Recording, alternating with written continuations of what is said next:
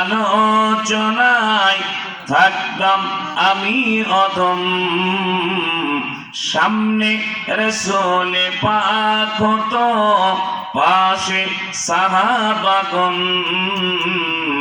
দিনী কত আলোচনায় থাকতাম আমি অধম, সামনে রাসূল পাক হতো, পাশে সাহাবাগণ।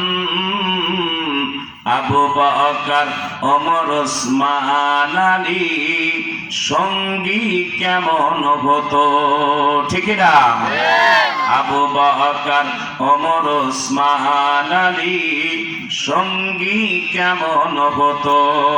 জন্ম আমার নবীর যুগে হলে কেমন হতো, দুনয়নে রাসূল পাক দেখলে কেমন হতো। জন্ম আমার নবীর যুগে হলে কেমন হতো। আল্লাহুম্মা